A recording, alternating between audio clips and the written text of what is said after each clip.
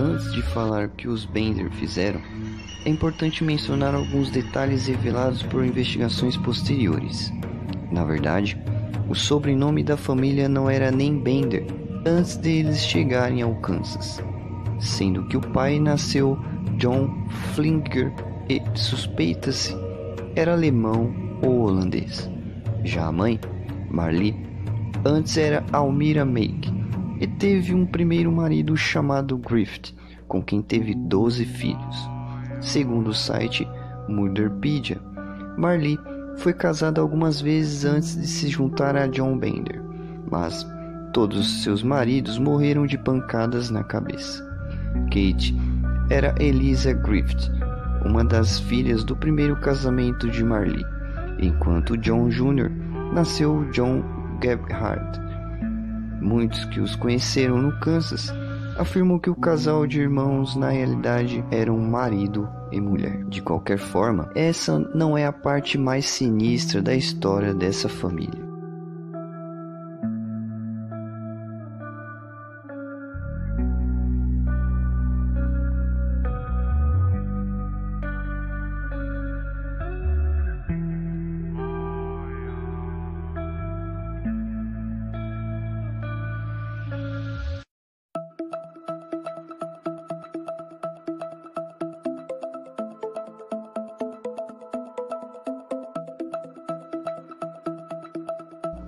A trilha de Osage, assim como grande parte do Kansas, era um caminho pelo qual muitos viajantes passavam em busca de uma vida melhor no oeste. Desses, muitos nunca mais foram vistos em nenhum lugar. E, por serem viajantes, que muitas vezes não deixaram nada para trás e também sem um destino certo, demorou um tempo até que se percebessem os desaparecimentos. Entretanto, em algum momento, os desaparecimentos ficaram evidentes, principalmente para as pessoas que passavam pelo condado de Labette. Alguns corpos foram achados na região, mas não se sabia quem era o autor dos crimes até então. Condado de Labette é o nome pelo qual ficou conhecida a área de 160 acres na qual se instalou a família Bender, onde também construiu sua pequena casa dividida em duas partes, separadas por uma cortina. Na parte de trás da residência ficavam os quartos da família, e na frente havia uma loja na qual os visitantes eram recebidos com refeições e bebidas. Ali, os clientes podiam reabastecer seus estoques para a viagem e, eventualmente, passavam a noite.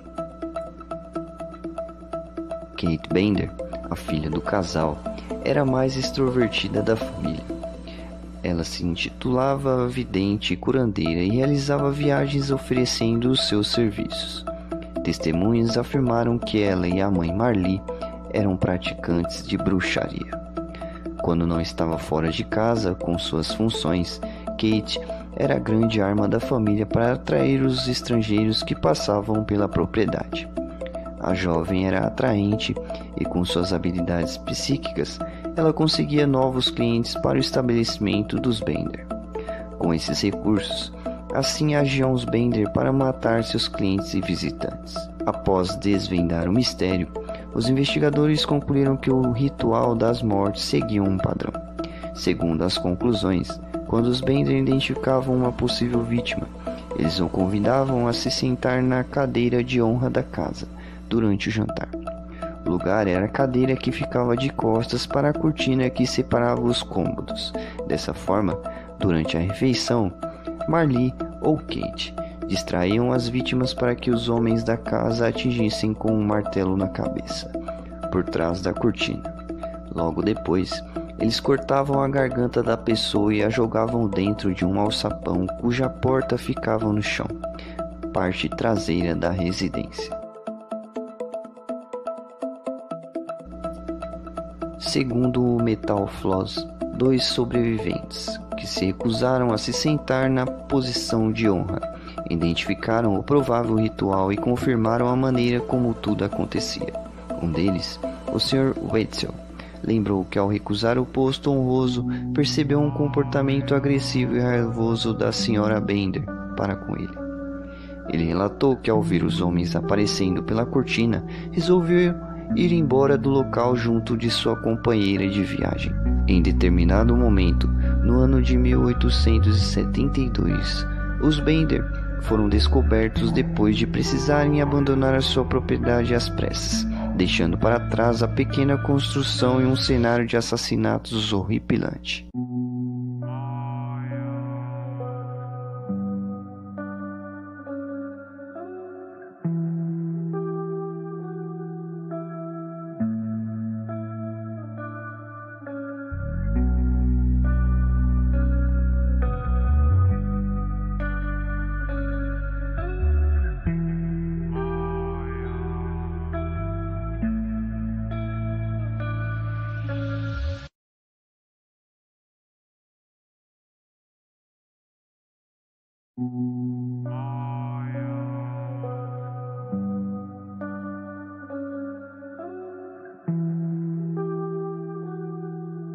Porém, para que isso tudo acontecesse, o cerco começou a se fechar quando naquele ano, um homem chamado George Launcher, junto de sua pequena filha, resolveu sair de Independence, no Kansas, para ir ao Johann após a morte de sua mulher.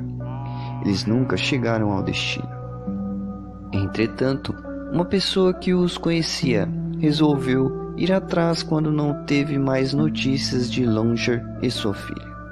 Era o Dr. William York, que seguiu a trilha de Osage e perguntou pelos dois ao longo de todo o caminho. Na volta para a Independência, porém, o próprio Dr. York desapareceu. Os Bender mexeram com a pessoa errada. O homem era irmão de duas personalidades poderosas na época, o coronel Ed York e o senador do Kansas, Alexander York. Nesse momento começou uma grande investigação na região e se estendeu pelo condado de Lubbock. Os York estavam determinados a encontrar explicações sobre o paradeiro de seu irmão e depois de uma denúncia de uma mulher que relatou ser ameaçada pela Sra. Bender com uma faca. As atenções foram voltadas para a família de assassinos.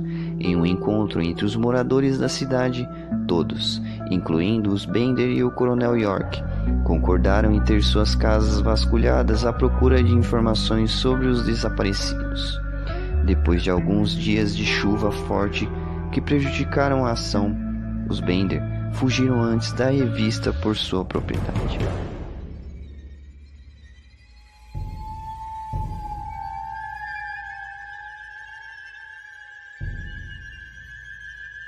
Cientes disso, as autoridades invadiram a pousada da família e encontraram um cenário devastador. Na parte de trás da casa, o alçapão levava a um porão, que estava coberto de sangue e um cheiro muito forte, mas nenhum corpo foi encontrado ali, levando os investigadores para o quintal da casa, onde havia locais com a terra que parecia sempre airada. 10 corpos foram encontrados no local, todos com os crânios amassados, incluindo o do Dr. York, do pai e da filha Launcher. Porém, pelo menos 21 mortes são atribuídas aos Bender. Entre os corpos, chamou a atenção das autoridades um de uma menina de aproximadamente 8 anos, que estava severamente mutilado.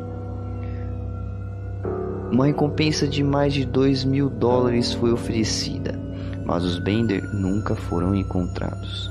Algumas mulheres chegaram a ser presas como as mulheres da família, mas nenhuma de fato era. Diversos grupos afirmaram ter matado os integrantes da família, mas nada foi provado. Assim como os boatos de que Marley teria matado John logo depois da fuga, ou que diz que o próprio John teria se matado no lago Michigan em 1884. Até hoje, mais de 140 anos depois do caso, ninguém tem pistas reais do que realmente aconteceu aos Bender.